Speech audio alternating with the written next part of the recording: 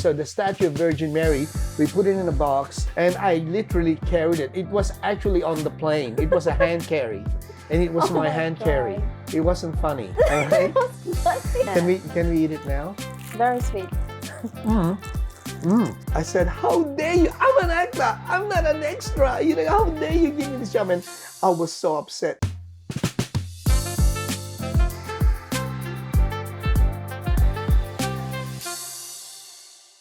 Hello everyone, my name is Keshi and welcome to Kwentuhang Creative podcast. It is our first episode and so I've invited a very special guest. Sitting next to me is, I guess, someone that I look up to and someone very inspiring. The very first, I'm always proud to say this, the very first Filipino to appear on Australian TV, Alfred Nicdao! Yay! And thank you so much for inviting me. Thank It's you. such an honor. And, you know, first episode pa. Yes. Like I've told you, gusto ko special yung first episode, so I invited you, and I think there's a lot of good things that we can talk about. So thank you for taking the time to come all the way here. It's my pleasure and it's my honor. Maraming salamat. Yeah. So, kamusta? I think I haven't seen you in 2 weeks, probably. Yeah. And I feel like you've been busy. Yes, I have been very busy, but it was good to catch up with you a couple of weeks ago, and it's good to be here. Because Yeah. I really believe this is something very special because of the stories that you prompted me to talk about. Yeah. So it's great. Yeah. Yeah. So what have you been up to this past Okay, week? most recently, since we last saw each other, Yeah. I did some work with Melbourne Theatre Company, MTC, to develop a play. It's a play development for a story written by Jordan Shea from Sydney, in relation to, you know, a migrant, you know, father and his son, his relationship, and also his background, having come from Manila, and was a witness in his teenage years of the People Power Revolution. So that's about as much as I can tell. Yeah. And, you know, the story is still in development. And, yeah, let's see how it goes in the next 12 months and in its developmental process. Cool. And I guess just like most freelancer creative people, you've got like your day job. Yeah. I feel like you've been pretty busy with that as well. Yes. How are So you like juggling your creative I side? do a few things. So if I'm not performing, I do mortgage broking. So I try and help our community, lalo na yung mga bagong dating na Pilipino that, you know, that are saving up money to buy their first home or refinancing their home, because I know there's a few Filipino brokers out there now, but recently I learned how to become one, and, you know, started this relationship with so many different banks, and I've got about up to 35 banks at the moment, 40 even. Different lenders, and then, you know, if somebody comes up to me and says, can you help me with refinancing, I've got all those banks to look into and hopefully try and give them a good deal. And then the other one, because my background actually is in hospitality, I do training in hospitality industry, mainly in food and beverage. So I'm teaching a lot of managers at the moment for the Accor Hotel Group. So that's how I keep myself busy. Yeah, if you need someone for your Yeah, mortgage broking. Yeah. You want to buy a house? Just call Keshi and she'll connect you to me. Yeah. Okay, so this is a topic that I really want to talk about. Is, like I said earlier, I'm always very proud to say that, you know, I know this person who was like the first Filipino to appear on Australian TV. So how did that started? Well, I just want to kind of like make a, you know, like little declaration here. Yeah. I say I'm the first Filipino actor to appear on on Australian television, TV. right? And because I perform, and it was in an Australian drama. But did you know that there was somebody else actually before me? Who? Yeah, but she was not an actor.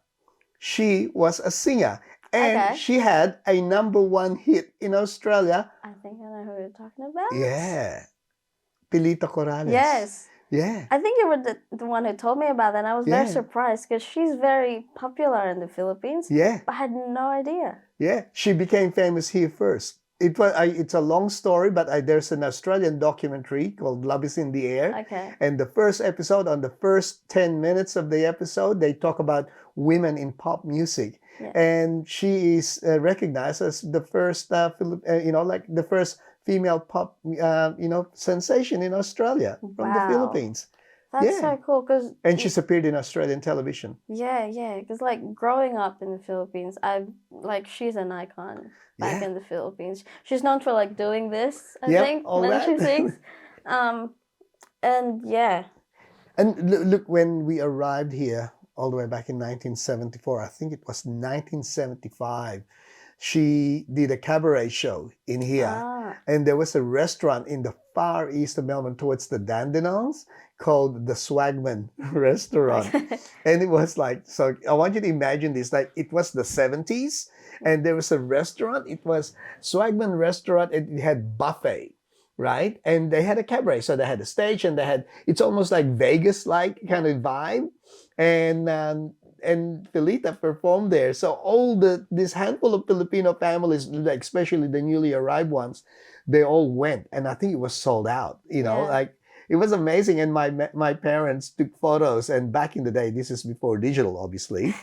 They came in and all I saw was that bottom half of Pilita because they were going like this and then they click it after they put it down. And all you saw was mainly the floor and then maybe half of her legs. And then that's it. I never saw the face. no.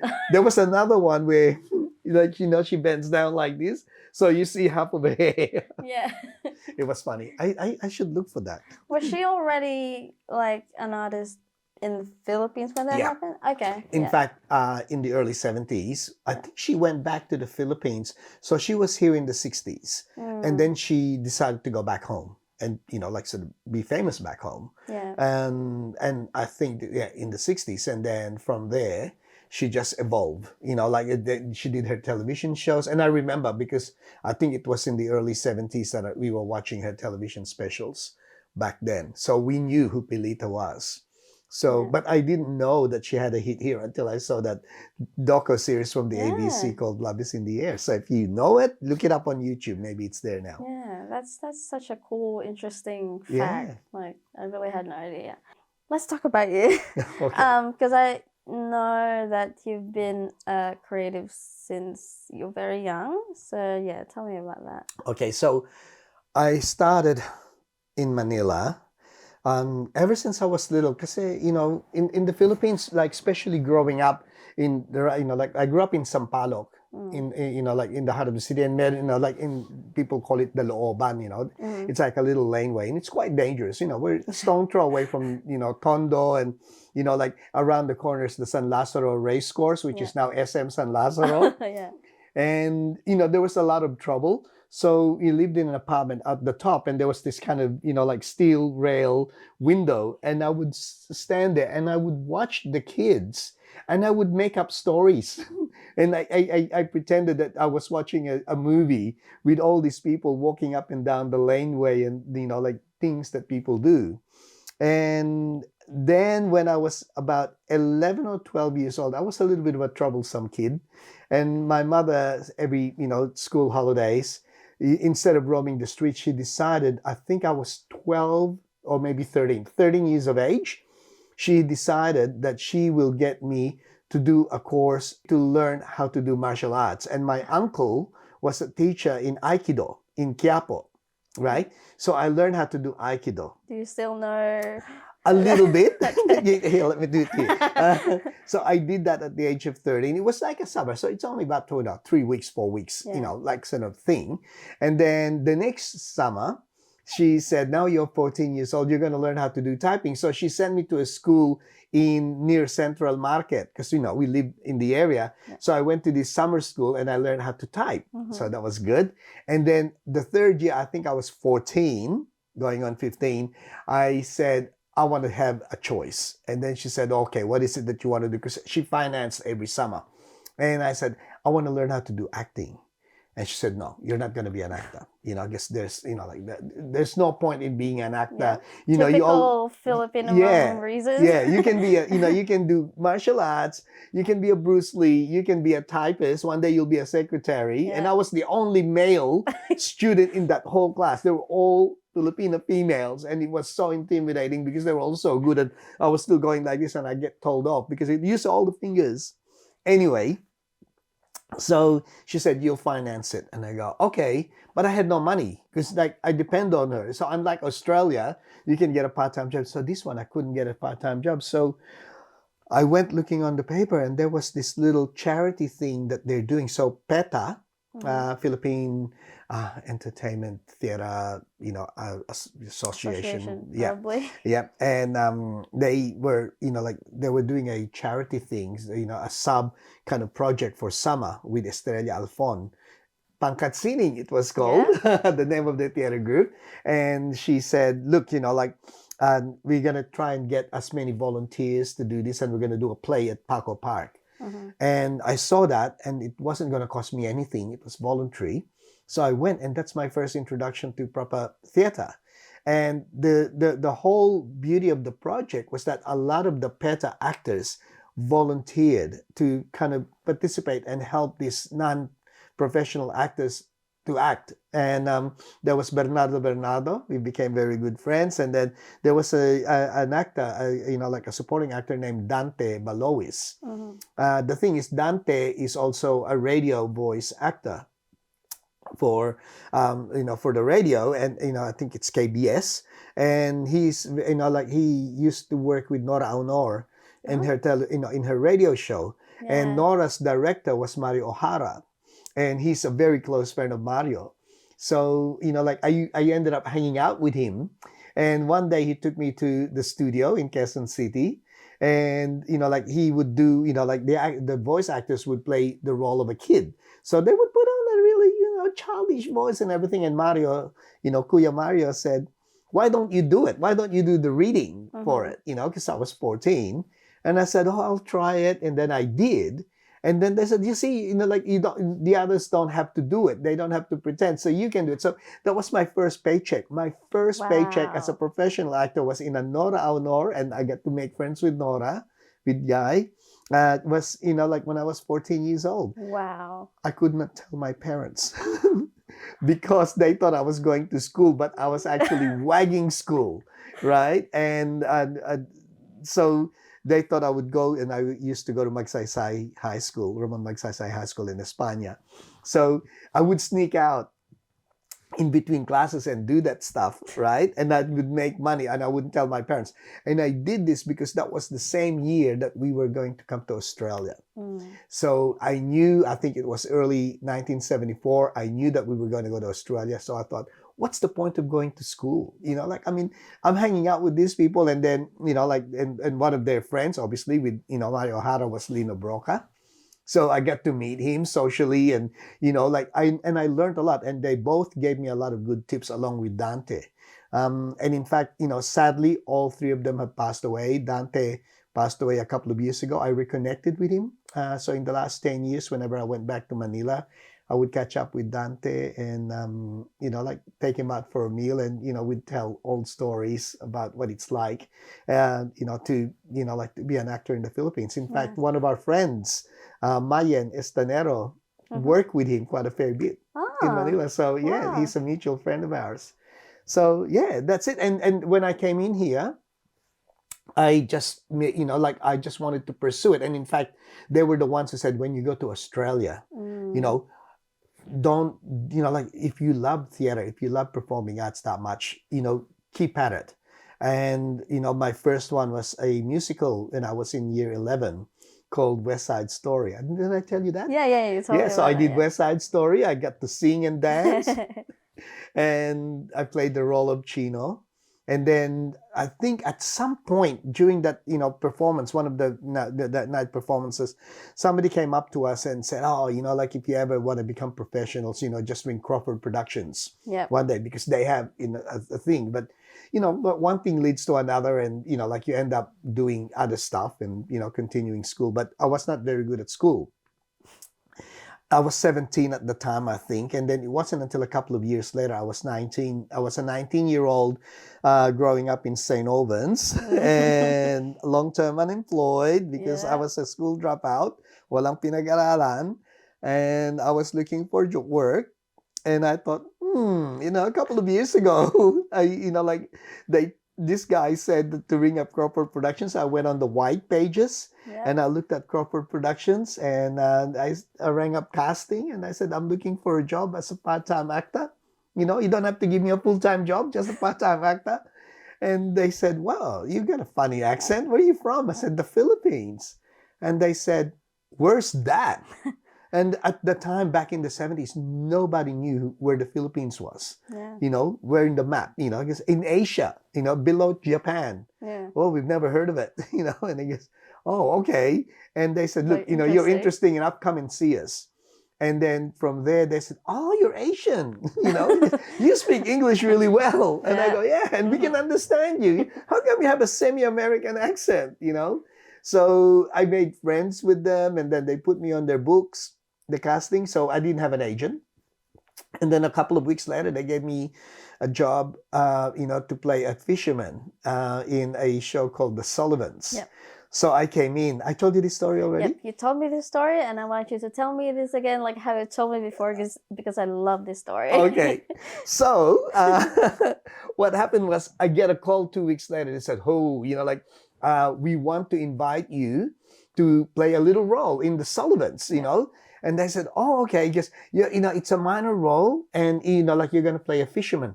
And I go, what? Like I said, okay, when? He goes, okay, we're going to send you a call sheet, right? And back in the day, there's no email. So literally a guy would come in and deliver it to your doorstep, the call sheet, right? Including the, like all the address. So it was in Point Cook. At this point in time, it was about July. Right? So Winter. it was in the middle of winter and the location was in Point Cook. Yeah. Somewhere in Point Cook and Werribee Way. And anyway, from there, I had to be there by 5 o'clock, 5:30 in the morning. So I drove up. This is late 70s. I had very long hair, right? 19-year-old, 70s. And I got there and they said, oh, you go to, they had the caravans and they guess you go to, to makeup. And oh, I'm going to get my makeup done. Anyway, I went to makeup and then the girl said, okay, sit down. And it was like, the makeup chair. And then she started cutting my hair. And I go, what are you doing? Is we have to cut your hair. This is in the 40s. This is during World War II. You're a fisherman, like nobody had long hair back then. And when you're 19 and you get told that we're going to cut your hair without notice, and she was doing it and I started to cry because I thought, oh, I didn't know this. I didn't sign up for this, and then she did it. And then, okay, now it's cut. So from very long hair and then now from here, and I go, man, like I was really down, but I said, okay, it's all right. I'm acting, like it's a performance thing, right? Yeah. And then because now you can go to wardrobe. So you can imagine, I think it was like something like about 6 degrees, 7 degrees at the time. And I went out, with all my coat and then they said, take everything off. Now, back in the day, this is like the wardrobe lady said, take off everything. So I go, what do you mean? Everything, down to your underpants. Just in front of her? Just in front of her. And they go, so I did. And then she goes, okay. And then I put this on. So it was a sarong. Yeah. And then she tied up a sarong, right? And, like she would do this, like as if it's nothing. And I was so embarrassed. Like I thought, oh my God, lucky I've got new underpants on. And then, like she tied it up and then just, okay, now it looks good. Because I said, what about a top? No, you don't need, this is hot. Like you're in the middle of sun, the sun, you're a fisherman. You don't need things. So, okay. And then after that, and then the next thing she puts she gets a turban and puts it on top of my head. And I go, what are you doing? And then she goes, you're gonna need this, because you're like the costume, it says that you got. She just got my hair next door. What are you doing to me, right? And then she just put it around my head, so you couldn't even see. I could have had my long hair, and they could have put the turban on, and it wouldn't have mattered. I started to cry. And I go, this is the most horrible thing. And I had to. Because you can put on your coat until it's time for the shoot. Yeah. So we went for the shoot, and I got on set, and there was a little boat, and they go, okay, so this is what's gonna happen. This is the director. Just keeps getting better and better. Yeah. So by this stage, I thought, it's okay. I'm acting now. I'm on set, right? The director, I'm the director. I can't remember his name. But anyway, he said to me, there's the boat, right? You're a fisherman. And the way we're going to shoot is you're going to go into the water, but you're just pulling the boat. You're not rowing the boat. You're just pulling the boat in. And then I want you to walk on that direction, like right over there. I go, okay. I said, do I say anything? No, you don't say anything. And I go, oh, okay. You just pull the boat in and then you walk away. Okay, right. And I was looking around. There was a lot of people around there. Where's the camera? And I was there. I can't see the camera. Like I thought, is there? Yeah, the camera. Don't worry. The camera's focused on you. You're the only one in this scene, right? And I go, okay. So, all right, action. And I go like this, right? And keep walking. I did one take and they said, fantastic. That's it. You know, like you can rest now, you know, and I said, what do you mean? You know, because yeah, your scene is done. And I go, what? You know, what do you mean my scene is done? That's it. We don't need you anymore. And then I thought, what about, like, my walk was talking? Yeah. And what it was that POV from the guys, the leading actors. So they were right, you know, at a distance. So the camera was supposed to be their eyes, and they could see from a very far distance this guy coming out, this fisherman, and then walking away from his boat so they can steal his boat. And that's it. You don't even see my face. It was like, all you see is it could have been anyone. It could have been one of the crew. Yeah. And then it clicked to me. Like I thought, and then I asked one of the crew, where's the camera? Over there. And it was so far. And I cried. And I remember, and I caught the cold that night. And as soon as I got home, I picked up the phone and I rang casting. And I gave him a serve. I said, how dare you? I'm an actor. I'm not an extra. You know, how dare you give me this job? And I was so upset. And he goes, never, ever call me again, you know, to do extra work because I'm an actor. And then my hair, and I had a girlfriend at the time, and my hair was a mess, and I got a cold, and I think I had a fever as well. And, you know, like I got really upset. And they said, okay. You know, that was the end. I thought, that's the end of my acting career. Until about a few days later. Mm-hmm. And then I got another call. And they said, okay, we're going to get you back to the Sullivans, right? Oh, no. And my hair is still short. And they go, okay. And I guess, I want a dialogue. I want the script. I want to say words. You're going to say words. And basically, after that, again, I get delivered. And I read the script. I read my part. And that was the beginning. So, you know, from there, later on, there was a lot of Sumatran scenes, and they needed more Asians. So, you know, like I ended up helping them out with casting. So I helped them with the extras. So my brother was an extra. Our Filipino friends were extras and everything else. And they were getting paid money. And a lot of Filipino, you know, community members became extras for the Sullivans on the Sumatran scenes. And I think it should be on YouTube somewhere. So it's good. Yeah. And that was the beginning of it. And after that, you know, Sumatran scenes, every year they would call me for the next 3 years and give me small parts. So I've been a truck driver, and I've been a university student, you know, like, so every year but the next 3 years, I would get one little part. And yeah, and that was the beginning of my career. And here I am, you know, like, however, 50 years nearly later on, I'm still doing it. Yeah, that's good. It's good that, you know, you didn't just sort of accepted it like, I'm not going to be acting again. Like, you went for it, and you told them that I want this, and it happened. Because it's like, you know, it's not just, you got to work hard for it as well. Like, I feel like this is a very competitive.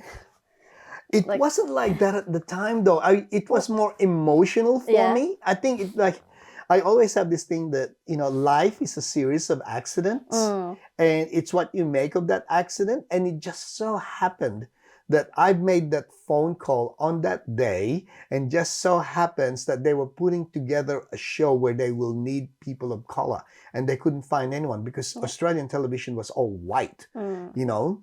And they needed Indian actors. They needed, you know, Chinese actors, and they didn't know where to find them. Yeah. And they did a show called Skyways, which I ended up doing as well. And, you know, like, it was set at an airport. And they said, if it's going to be at an airport, we need people from different backgrounds. So that's the original motivation for them to even see me, because they said, oh, we don't know where you come from. We would like to meet with you. And then just very timely that it happened, like Sullivan's was looking for, was doing their Sumatran scenes.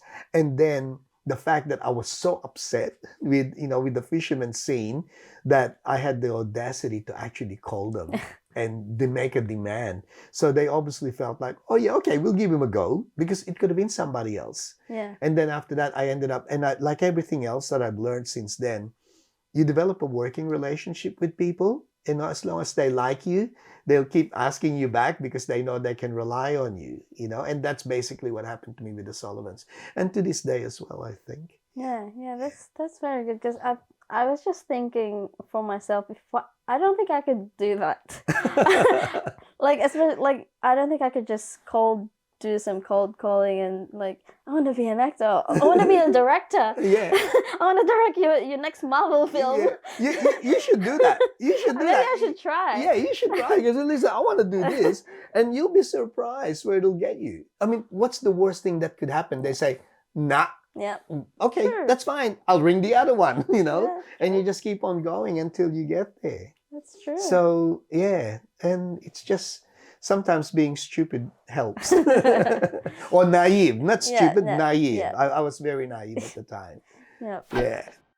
Okay, so you've been acting for how many years? 45 years. Wow, and you've had. I looked at your IMDb, and it's like, I just feel like, wow, like you've played like different kind of characters and I guess ethnicities. Yes, and I, since 1979, as I said, I played a Sumatran, fisherman, and I played a Sumatran pirate. I played an Indonesian, like truck driver. I played a Chinese international student. They were my primary roles in the Sullivans. And then maybe at best I will play a generic Asian Australian. Just an Asian man. Yeah, I even played at one stage. There was an ABC drama called MDA. It's a medical show. It was very good. Like amazing medical show, and it was like based on facts, etc. And I played a Russian Chinese doctor. Russian. Boris was my name. Wow. So there you go. Like I thought, how is that possible that I could play all this and I never played a Filipino? So you've done a lot of work here in Australia, obviously. Have you done any work outside of Australia? I have done one. Okay. It was a feature film called The Great Raid by Miramax, Harvey Weinstein production. Yeah. And I actually saw him in person in Queensland. He went for a visit. So it was a movie about World War II in the Philippines. And I had the opportunity to, have a small part. And I guess the difference is the budget. Here in Australia, shoestring budget, like if you do Neighbors, you better learn your lines very quick because they only have maybe about 20-30 minutes to do a scene, if that, and then they move on to the next scene. So everybody gets to learn how to work in a very fast pace and really nail it from take one. So usually, like they do it one take and then they do the next angle and then they do another take and then that's it. With this one, they could spend, like a whole night filming a 3-minute scene, right? Wow. And at one stage, like one scene that we did, we had over 200 extras. Like it wasn't CGI, it was real people, So the tent that they had reserved, they had about 2 big tents reserved for the extras so they can feed us. Because like we were working remote, so they had to be taken there by bus, and some people decided to take their car and all that kind of stuff. So it was quite an interesting experience when you work with in a production that had money in it. You have your own trailer, and like it was very strange. But also you feel like there was a stage. So this is like when you Hollywood thingy. I wasn't doing anything. It was in the middle of the night, and I was just sitting there. And then a trolley comes along, and it was cheese platter and fruits and drinks. And people Wow. said, "While you're waiting, help yourself." And I go, "What?" And then so like that was my snack for the night while I was still waiting for my take. And I wasn't even a major role. And during that they put us in a five-star hotel. Like when we got our call, we had to wait at the lobby, and there's a car waiting for us, and like we get taken on set, and then when we finished, we get brought back home to our hotel. They give us money to spend, during the day. Mm-hmm. So yeah, have you heard of an actor named Sam Worthington? He did, yeah. What's that movie? He was the lead actor in that Avatar. Oh, okay, yeah. Sam Worthington eventually became the lead, but back then he's one of the supporting actors in Mm. this film. And I remember, like, he had a film. I can't even remember the film that he was in. So we all, he invited us all to go and watch his movie. It was his first film. So a whole lot of us, just in support of this young kid, Yeah. went to see his movie, somewhere in the Gold Coast. So yeah, it was that kind of stuff that everybody, Australian actors get very close, but American productions, they spend a lot of money, because they have the budget. Mm. My daughter Charlotte, as you know, is, like, she works, like, mainly in the States. A lot of her work are in the States. So, like, her approach to work is something that, like, she learned a lot in Australia. So if you learn your craft in Australia and then you go to America, the Americans gets blown away because our work ethic here in Australia is of a high standard.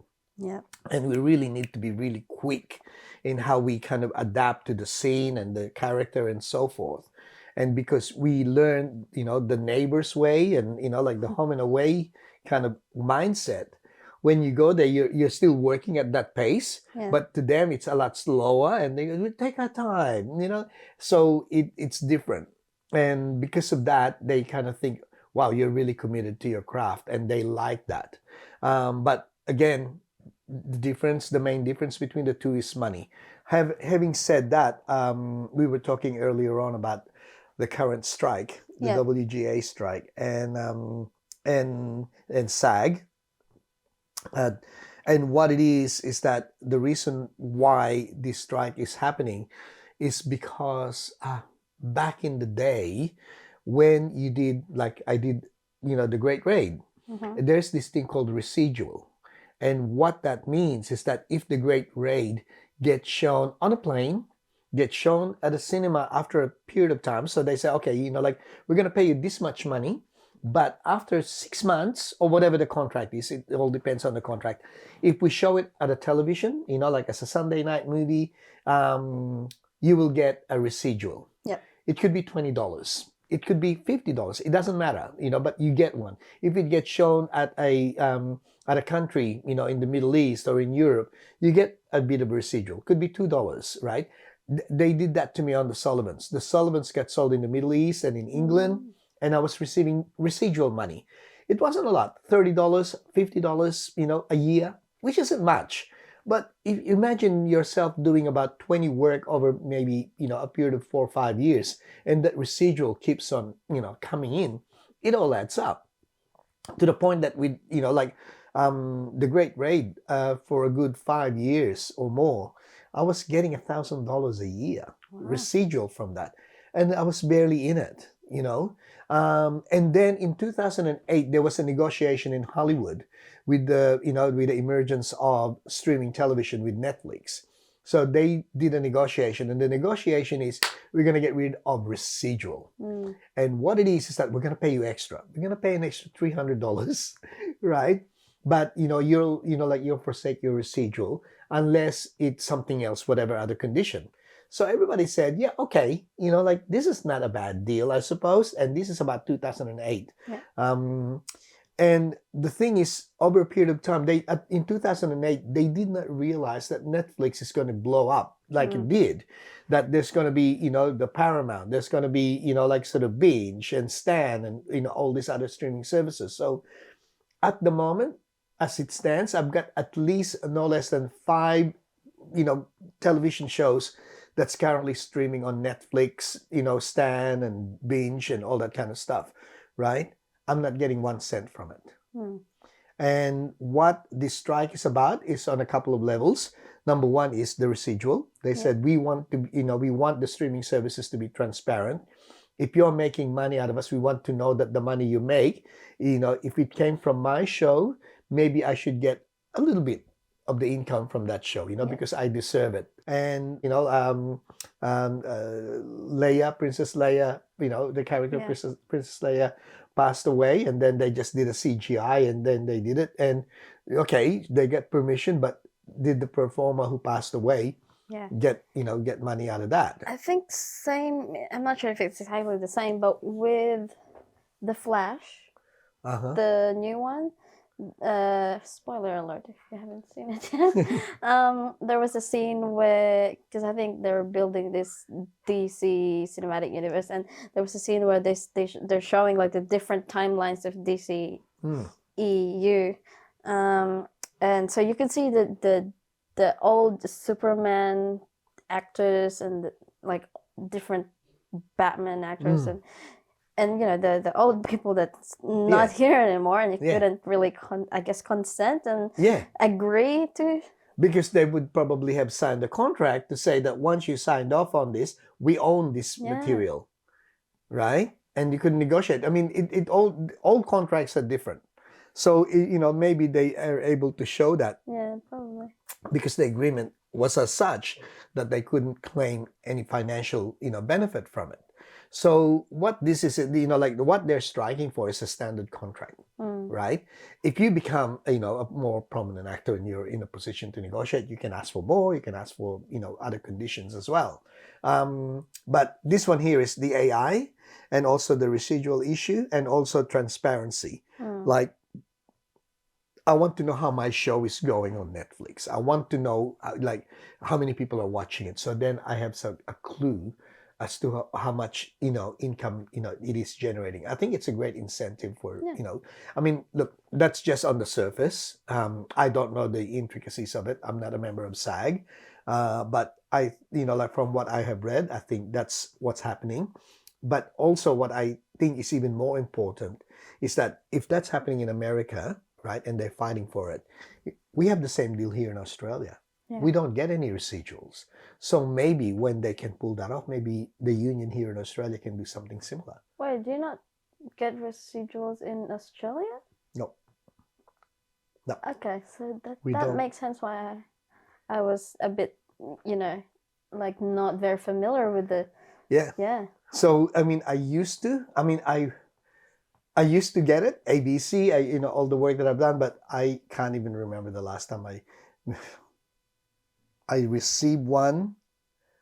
I can't even remember the name of the show, but it wasn't even worth mentioning. I think it was something like about $20. That's about it, $15. It's a bit sad. I think I even post, like I sent it to my kids. Oh, I got this money. I can't even remember the name of the show, maybe Offspring, right? Maybe and the thing with Offspring, because it was in Channel 10, I got one-off payment out of it, but if they sell it, because it's network, it's different. Network is different to streaming. So if you're working for the network in America, you will get residual.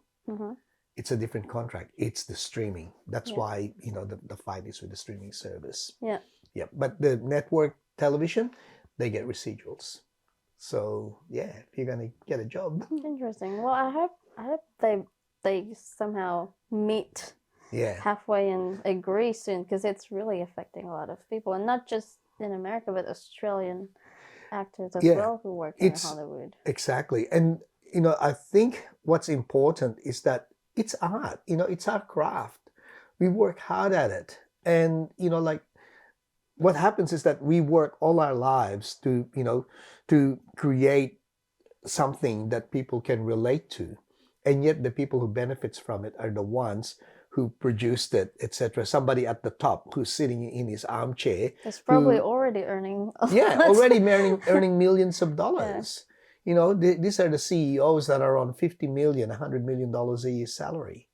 why should they be making that? Why can't that love be kind of shared amongst all the hardworking people? And I'm talking the crew, the writers, the actors, Yeah. of the show being created, because they all chip in. And another thing that I want to relate to that is that, speaking of AI, I recently did a pilot for a TV show where everything is AI, all the sets. So it was a screen, it was what do you call that screen? That's LED screen. Yeah, Yeah. that's it. LED screen on the background. So the only real stuff we had was the chairs and the tables and Wow. whatever props that I need to reach out and touch. Yeah. So yeah. So you don't have, I guess you don't have to look for a location No. because you've got a studio already. Yep. So this one, inside the studio, we had Outback Australia, we had Melbourne and Sydney and LA. 4 locations. 4 locations. In just one studio. Yeah, and it looked real. And I guess not much production design as well. The only production, no, very minimal. The only person that is working hard is this 1 or 2 guys in their computer changing the LED background. Yeah, wow. So they go, can you put up the folder now for LA? There it is, LA. Wow. Yeah. I guess from the producer or the executive producer side, it was like, it's good. Yeah. Because I guess saving time, saving money, but yeah. So see, that's the thing, right? it depends on whose perspective you're looking at. But there's nothing wrong with that. Yeah. That's fine. But compensate the actor who's actually sitting there. Yeah. Because what it is, and straight away what came into my head was that, oh, the carpenters just lost their job. Yeah. The set designing people just lost their job. And the amazing thing about it is that what's on the LED screen, I thought it was photographed. They were drawings. The pub was hand drawn, or like digitally drawn. And it's not even real. But then I looked at the camera, and the camera has got this kind of technology stuff in it that the LED screen becomes 3-dimensional, so it looks real. Yeah. And I got, what the hell? So you can actually see it, like when you're on this, like when you're standing, because you see the screen. And when the camera points at you, right, your whole screen on the background changes its image. So it's like moves around as well. Yeah. It moves around, but it doesn't look 3D. But when you look behind the lens, it is 3D. Wow. It's scary. Yeah. I mean, it's like good way that like technology's helping us do this stuff, and it's amazing to think that how far technology has come, but at the same time it is scary to think that it can replace you. Yes, and like that's why with the writer's strike, it's because they were already contemplating on replacing them, because they said we can get AI to write the story. Yeah. With the actors, we don't need the actors, because like once I've got your image, your photo, we can just like do an animated film. Yeah. Avatar did it. So yeah. And that the strike is all about protecting our own interests. Yeah. So that's what it is, and hopefully by the time this show goes to air, strike is over. Hopefully. Yeah. It's been going on for too long now. I know. And they just, like you heard the other day that the CEO, they didn't go back on the discussion table, so it's all at a standstill again. Yeah. Well, okay, I don't know how to end that. I think the ending is that hopefully something will come out of this, and I'm sure it will be good. Like whatever comes out of it, like the writers have got what they want, which is great, and it's now just the actors. I think it's only a matter of time. Yeah. They can't afford to keep it going for too long. Definitely. Because the viewing public, like apparently there's enough materials for them to kind of release until about January, February next year. But post February, they really have to start working on it sooner than later. And it's not, production is not something that can do Just right like away. that. You gotta develop it and then actually do production stuff. And then find the location and find the crew. Yeah. Because when everybody gets back to work, everybody's going to be working all at the same time rather than staggered. Yeah. So basically, how that strike in America will relate to us is that I'm hoping, this is just me on a personal level, so it might not relate to other artists, but the way I'm thinking is that if they kind of get the right deal, maybe the union here will now reflect on the deals that are currently happening, and they might, adapt some of those conditions that they will agree upon in America, and then, make it happen in here as well for the benefit of all, the creatives in here. And I'm talking the writers and the actors and production assistants and so forth. Yeah, definitely. Because the concerns that they're having is definitely something that we will probably face sooner or later if it keeps going. We're facing it now. Yeah, Like, we're not getting the true. residuals. We're, Yeah. like, in fact, the impact that the strike had, there was a few American productions about to start.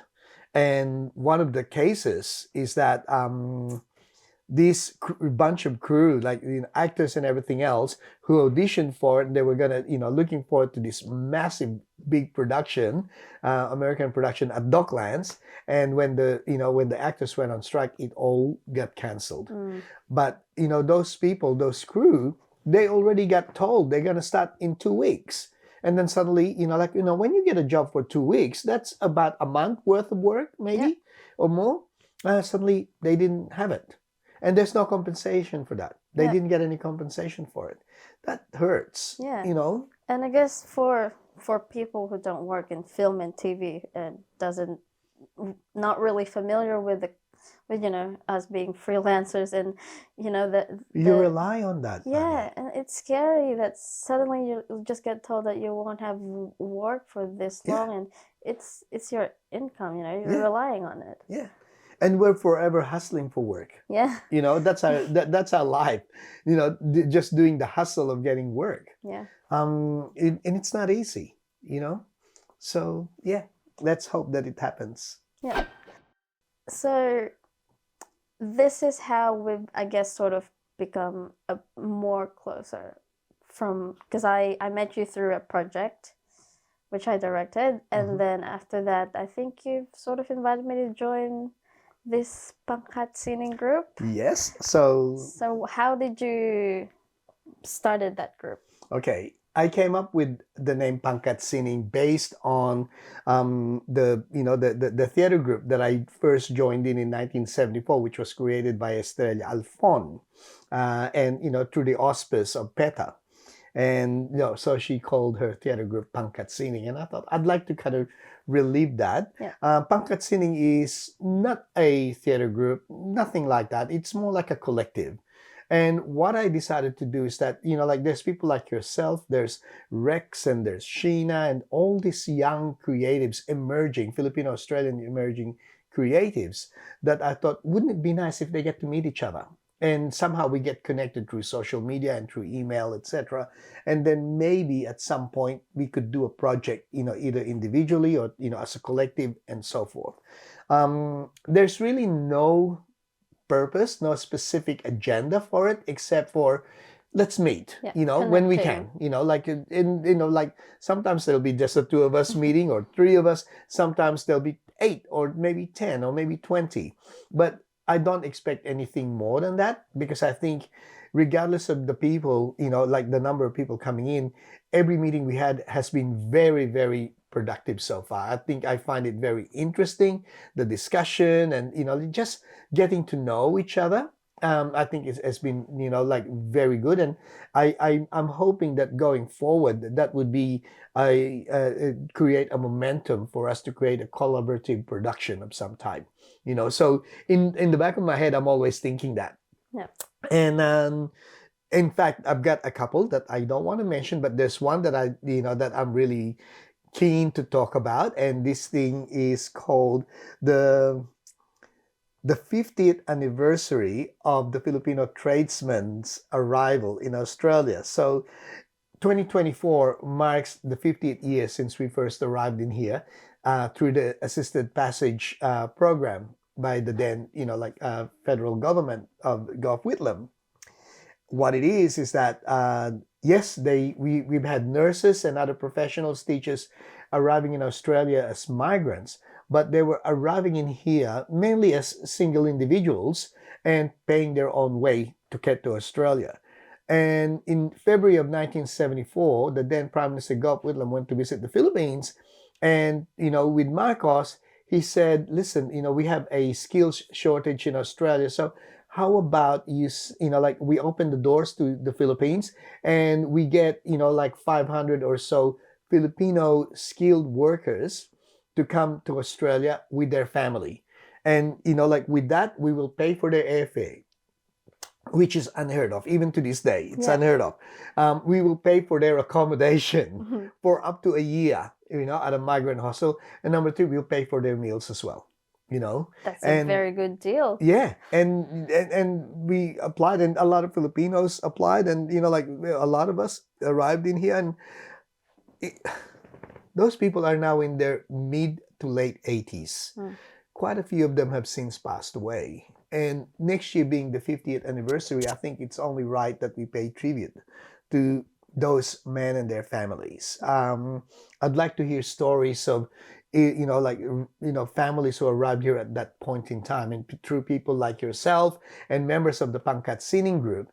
What I'd like to see happen is that maybe we can all individually or collectively do, our own research and meet some of these families and then hear their stories. And then through their stories, I don't know, maybe we can sort of get a collection of their family photos that we can use for an exhibition.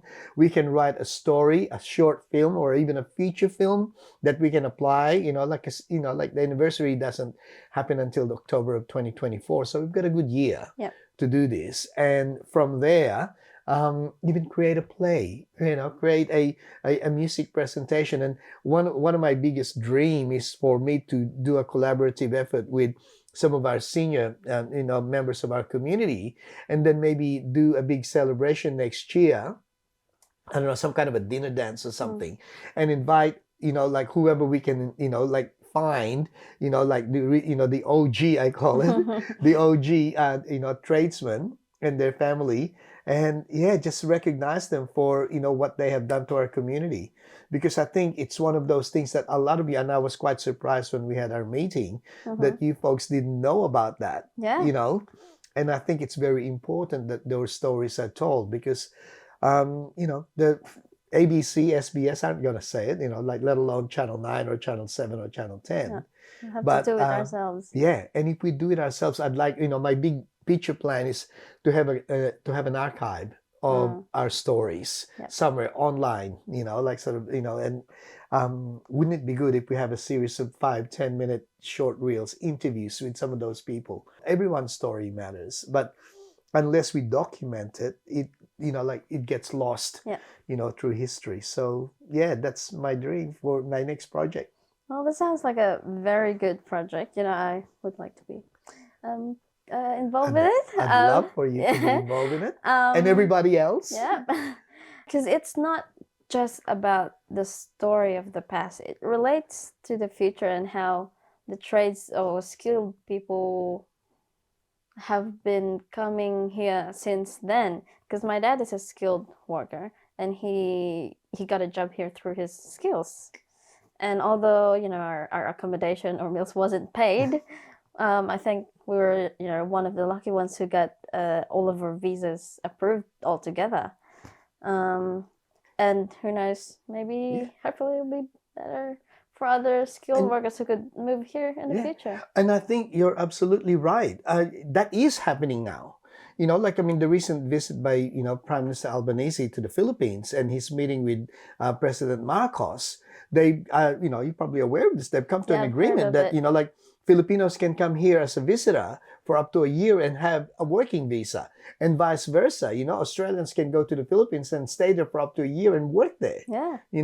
And I think that's an exciting process, and it's paying tribute and acknowledging Filipinos as the kind of people that would come to a land like Australia and really contribute to the society at large and become a valuable member of, the community, which we have been. And I think that deserves acknowledgement.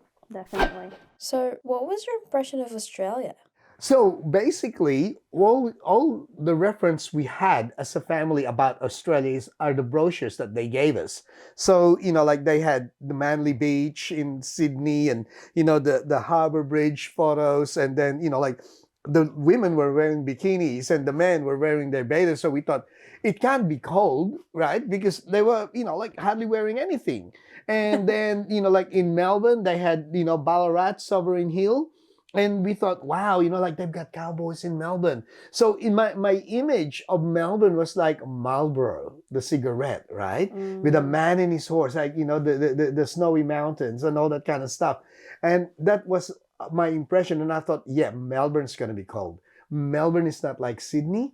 Melbourne is going to be cold because they had cowboys there. They've got, like when we saw the photo of Sovereign Hill, we thought that's Melbourne. And that's when my mom said, oh my gosh, like maybe they don't have toilet papers. Maybe they, oh no. So we brought plates and cups, soaps, toilet paper.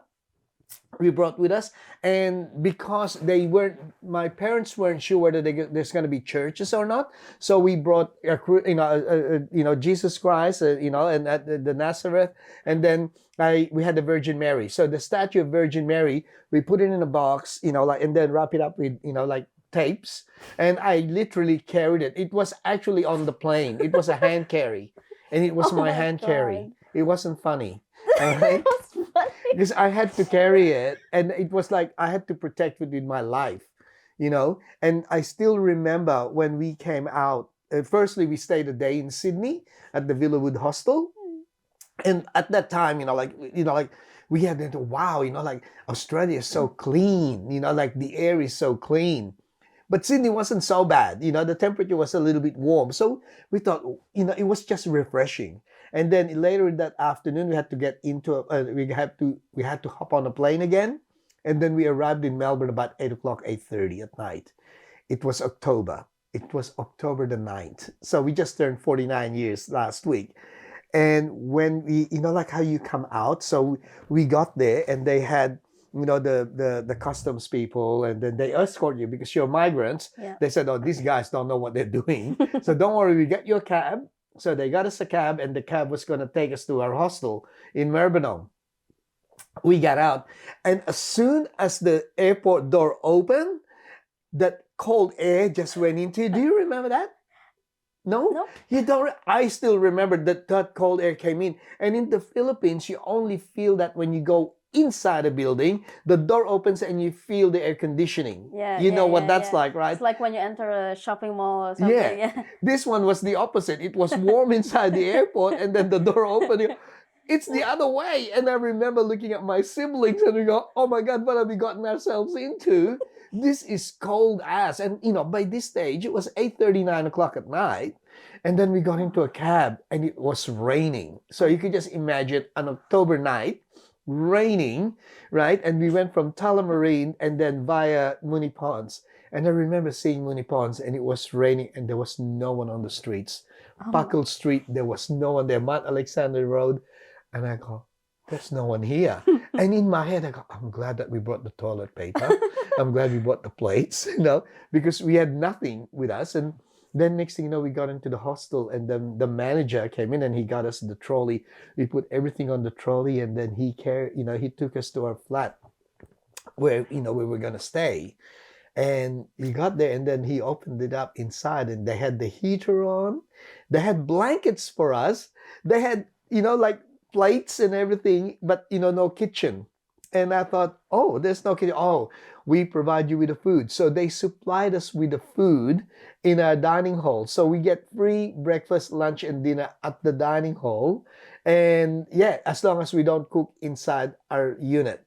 And yeah, that was our first night in Australia. It was quite scary. What about you? What was it like for you? Very different. Yeah? From experience, because it was like, what was that, 1974? 74.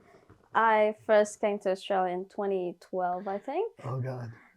So how many years was that after? 11 years ago. Yeah. So we moved to South Australia, and not in Adelaide, but it was 4 hours away from Adelaide. Sorry, when you first arrived? Yeah. Okay. Yeah. I think I was 16 back then. Uh-huh. And I don't really know much about Australia. I know about Sydney. I don't So have, no impress. Do you know? I mean, you had Google already. Did you look up I don't know. Adelaide? I don't think. I feel like I don't care. I wasn't that much like. Why should you? You're yeah, 16. okay, I'm going to Australia, fine. But I had no idea like what Adelaide was or South. I've never heard of like South Australia. It's just Sydney and Canberra. Melbourne? Melbourne, yeah, like there's 3, but I don't think I've even heard about like So, Queensland sorry, Perth. from Manila you flew directly to Adelaide. Yep, Adelaide. And then it was a horrible experience as well. Okay, I'm gonna tell you the story. It was my first time on a plane. That was my first time ever being on a plane and going like traveling outside of The country, Philippines. yeah. And I was pretty excited because it was my first time. But it was horrible because when we had a stopover at Malaysia, and it was like a few hours, I think, stopover, and we were looking for food. I picked this food, and then the food that I picked is okay. I have to tell you this: I hate onions, Oh no. especially the raw ones. And I chose this food. There was Had raw ham onions? and cheese on it. Oh. No mention of onions at all. And I was pretty hungry. I took a bite. First bite, raw onions. And it just like the entire time I felt like I was gonna throw up. That's how much I hated it. And so I was on a plane and I think it was an overnight. Oh. And they served breakfast at like really early in the morning. With more onions? And I was just there trying to like, because I couldn't sleep. I couldn't sleep because every time I tried to I fall asleep, I feel like I was gonna throw up. So I wasn't sleeping at all. I couldn't eat. I was very hungry, very tired, no sleep. So when we arrived at the Adelaide airport, I was like, very tired. I was not myself. And then we had to travel 4 hours. What, from the airport to your home? Yep. How can you tell me who set you up? How did that work? Okay, so my dad got a job, and like it was part of Is the it- contract that the whole family can move together. So Did they pay for your airfare? I don't know. I don't think so. Yeah, but yeah. But it was like you guys are gonna be permanent residents straight away. Yep. All of us Oh wow. at the same time. So that's good.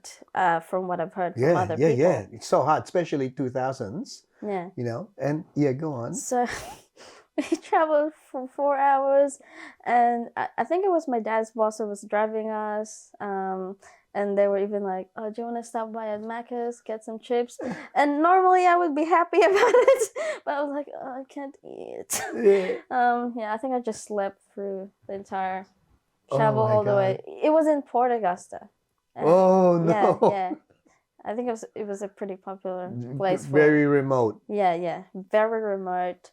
But I like that place. It Yeah? was quiet. How long were you there for?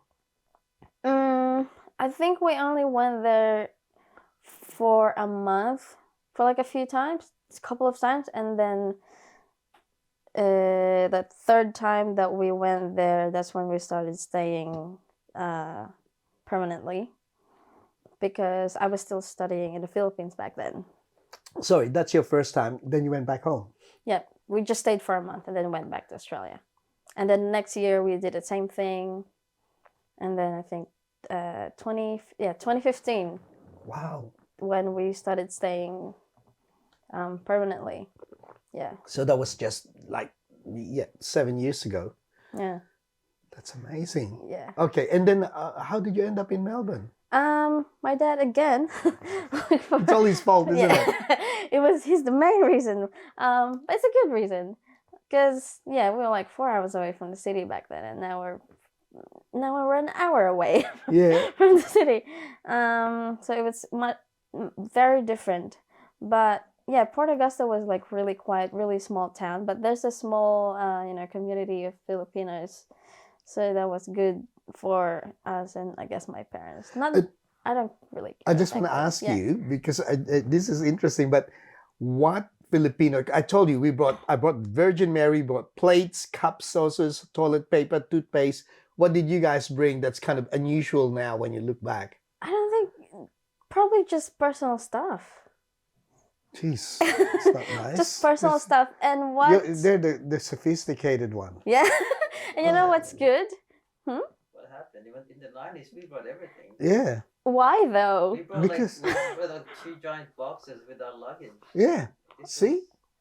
There you go. Yeah. We still have the luggages at home. And, like, I thought, how did we fit, the toothpaste and the soaps? We had Lux soaps because we didn't know that supermarket existed. I mean, you look at And the... you moved.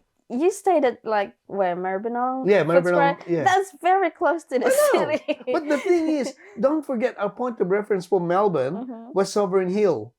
And we Okay. looked at it and we go, oh, they're very Western. Yeah. Yeah. They're like from the 1800s. Yeah. And we didn't think that they would have anything, as sophisticated as a toilet paper. To me, it was the toilet paper and tabo. I thought, may tabo kaya sila. Yep. Yeah. So, okay. We only brought like personal stuff, and then we didn't really bought a lot of like house stuff as well, because the thing is a lot of like Filipino families, they would give us free stuff, like secondhand stuff, which is very nice. So we got like free plates. So you already knew there were Filipinos where you were going? Yeah, because my dad went to Australia first before us. Because he was... So he already had an idea what... Yeah. And I think that was the plan. That's probably why. Yeah, that was the plan. Unlike us, we had no idea. We nothing. Yeah. So, and did you miss stuff? I mean, speaking of missing stuff, I can see you've got Yema. Yeah. Yeah. Did you miss a lot of Filipino stuff? I did. I grew up eating their stuff because my mom... Well, these are my mom's yama. So this is literally what I grew up eating. This is so authentic. Yeah. She used to sell those to my elementary school and other schools. It's Wow. professional. Yeah. It's like being back home. Yeah. And I think that's Wanna try? Should try it. Yeah. Yeah, try. You Take should that. try. Yeah. Oh, Yeah. there you go. Yeah. I'll try This one. is my favorite flavor. It's cheese. We'll do that now. Yeah. Can we eat it now? Yeah. No one Okay. can stop me. This is my That- favorite flavor. Very sweet. Mm. I have Yema at home right now. This is a different flavor. Oh, it's a bit more chewy. Yeah. Mm. I like this kind of consistency. Wow. So your mom makes all these Filipino kind of treats. Yeah, so she sells this yama. This one's cheese flavor. She also makes peanut flavor. She makes suman, which I brought on our Can I tell you, what I did with that suman? Yeah. We put it in the oven, Mm-hmm. heated it up, and then I sliced it. I opened it up and sliced it, and Charlotte loved it. Oh. My daughter Charlotte took it home, took one half of it home. I kept the other half and I just ate the rest. It's so Yeah, nice. it's good when it's warm. Yeah. Yeah. Like you can eat it cold, but I Yeah. think it's best when it's warm. Yeah, it's much softer, because obviously for obvious reasons. But yeah, and like a little bit of desiccated coconut and sugar. Yeah. Has she got a menu yet? Like all the selections of the treats that she's making. She's gonna have her own Goldilocks in South Melton, no? Yeah. So we call it this one's called Meds Yama. Mm-hmm. But my idea was to call her business like Meds Sweets or something, Oh yeah. or desserts, Mm-hmm. because technically suman is a dessert. Yeah. And yeah, she Or makes treats. Yeah. She makes Yeah. different kind of like Merienda. yeah. It's nice. Yeah. And it's good. I'm so happy that there's a lot of Filipino products coming out. Yeah. So you don't feel, homesick. Yeah, because I imagine That's nice. when you moved to Australia back in '74. There was nothing. There was the only reference that we have of the home was a Chinese shop in at Victoria Market called Achang. Mm-hmm. right? It was in Peel Street, opposite the main market, and it was like your typical Asian grocery store. Yeah. And we liked that because that was the only place where we can get patis. Oh. And as a Filipino, you can put patis in anything. Yeah. And then, like we would cook our tinola, sinigang, and everything else, as long as we've got patis. And I think this is because we couldn't cook back at the hostel. So for a good year, we were deprived of Filipino food. Mm. We could not, the only time we could eat Filipino food was if we met fellow Filipinos who actually lived in a home, Mm. and then they would cook us Filipino dishes. So that was like a big, massive treat. So you could just imagine going somewhere and you can't eat Filipino food for extended period of time, and then when you finally get one, oh my God, yeah. I just remember it was a pretty similar experience with us in Port Augusta. Because again, we were 4 hours away from the city. There's no Asian shop Yeah. in Port Augusta. And what we would do is if someone's traveling to the city, we would be like, oh, can you buy us this? Yeah. And we would do the same when we go. So it's like, I remember the first time we discovered we could buy bagoong, mhm. and this is like, so we didn't do this until we moved out of the hostel. So at the hostel, we didn't have a kitchen. We're not allowed to cook. They cook everything for us. So it's all, like kind of Caucasian food, fish and chips and steak and roast beef, etc. So when we finally moved out to Brunswick in our own flat, that's when we thought, that's it. We're going to go shopping. We got patis, we got bagoong, and all that. And then we would cook from home. And we used to have neighbors complaining about the smell. Oh, no. Did you have that? I don't think so. Well, our Yeah. neighbors go, what's that smell? Oh, it stinks. It was the patis. And now you go to a Thai restaurant, can we please have some Yeah. fish sauce? What the hell? I remember when it became trendy at, like a Thai restaurant, having fish sauce. And oh my God, they get patis on the table. And then people start asking for it. And I go, wow, I remember the time when they used to complain because they can smell it and they said it was off. Yeah.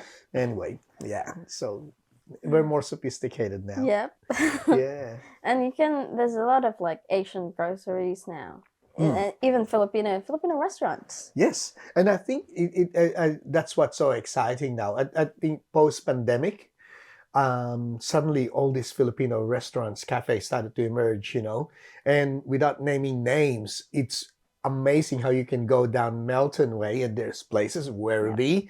You can go down Caroline Springs now and there's places in St. Albans, in the park, Yep. and all the way to Footscray and into the Yeah. city. In Yeah, the city and alone. it's east side as well. Yeah. Yeah. And everybody's growing. And I think it's great for our community, which is nothing like what it was like back when we first arrived in the 70s, right even to the 90s.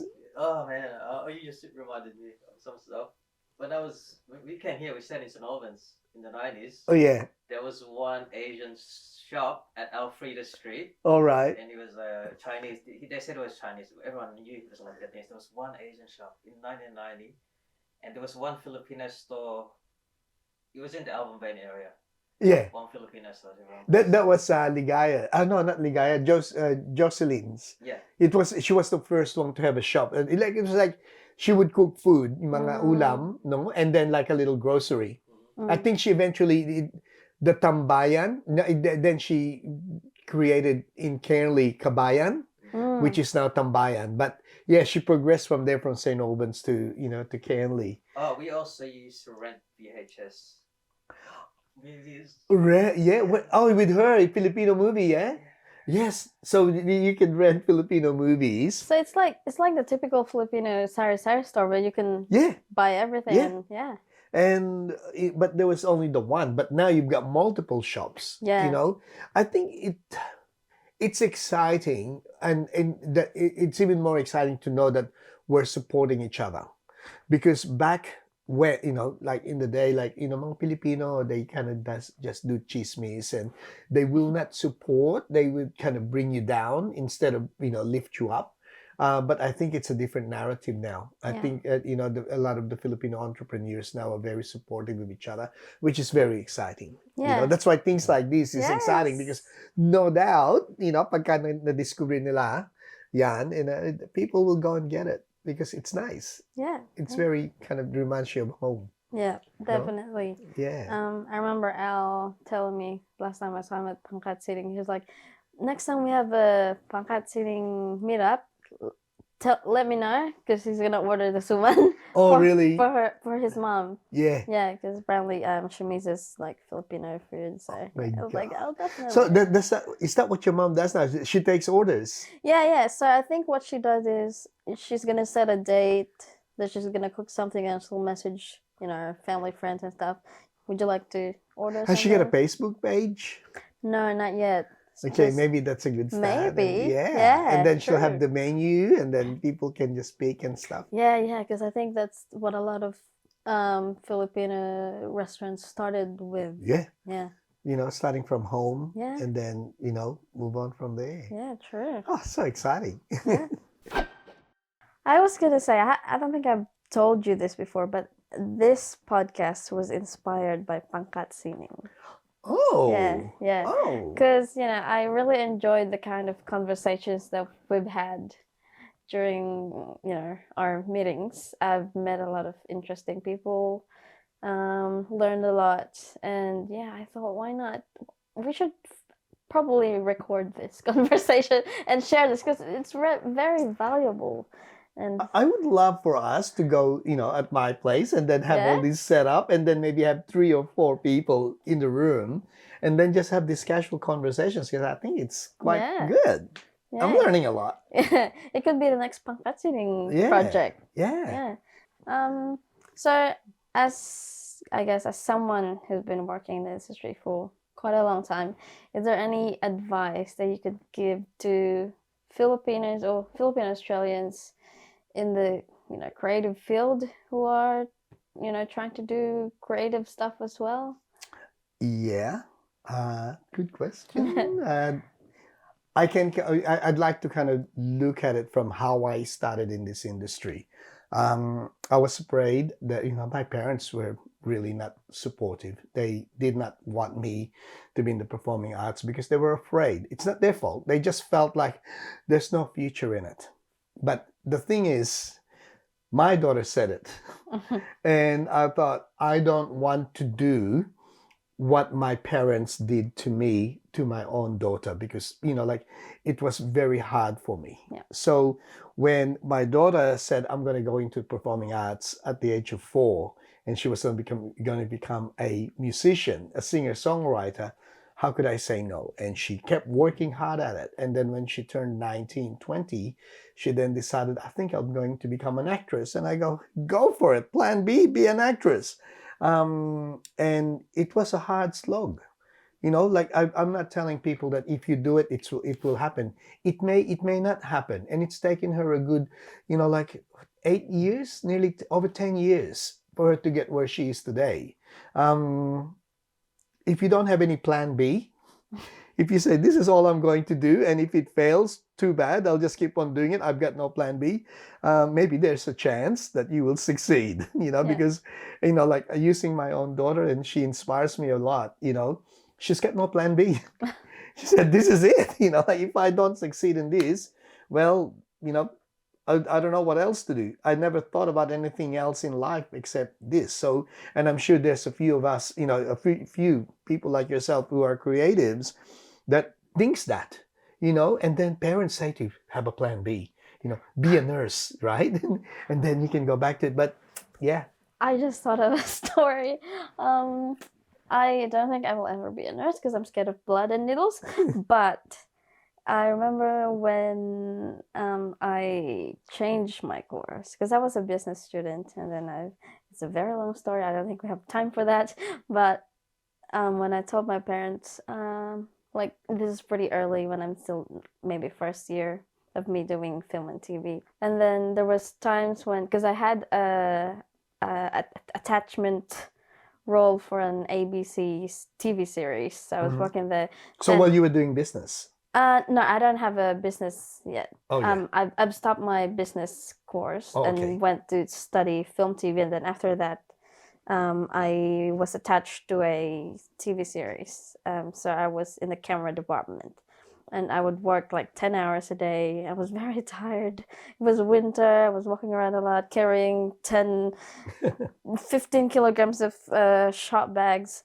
So it was very tiring, and I think my mom was sort of suggesting you know, like like why did you work in an office or something? Like trying to. I mean, I know where it's coming from, but I was like determined to do it. Yeah. Like I don't care if I'm tired. Yeah. I'm gonna keep going. And I think that's when you know Yeah. that this is the thing for you.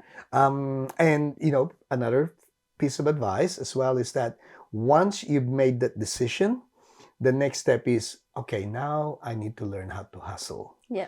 I need to learn how to develop my brand, my image, and what makes me different than all the other creatives that are doing the same thing. Yeah. And once you've got those two in place, you know, you've identified what you want to do, like you have, and I see it because you do have something. You've done this. Yeah, I'm a shy person. I'm introverted. I had no idea that one day I would be sitting in front of a camera talking to people. Yeah. It's just never imagined myself doing it, but my love for creativity pushed me to doing Yeah. this. So, you know, like, I mean, like we're all allowed to change. So you could be doing this for the next, you know, 3 to 5 years and say, yeah, but then after that you say, okay, I want to move on. I want to do something else. Yeah. You know, like my daughter now, she says, oh, I'm interested in filmmaking. I want to do directing. I want to do writing. It's fine. Just keep evolving. I think that's what life is about, you know? Change is okay. Yeah. Yeah. Yeah. So there. Awesome. Pursue your dreams. Yeah. Yeah. All of pursue your you. dreams. Yeah. All right, well, thank you so much for joining me again for this Yay. episode.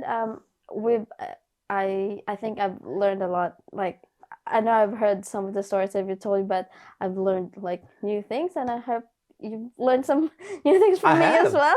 I have. Yeah. Oh my God, Port Augusta. Oh my- Yeah. And you've learned my, you know, Virgin Mary that I have to carry on my yep. own. Oh, wow. Thank you so much for inviting me on your inaugural show podcast. I Yeah. look forward to seeing the end product. Definitely. Thank you. And may you have many more episodes to come. Thank you. Yay. I look forward to it. Yay.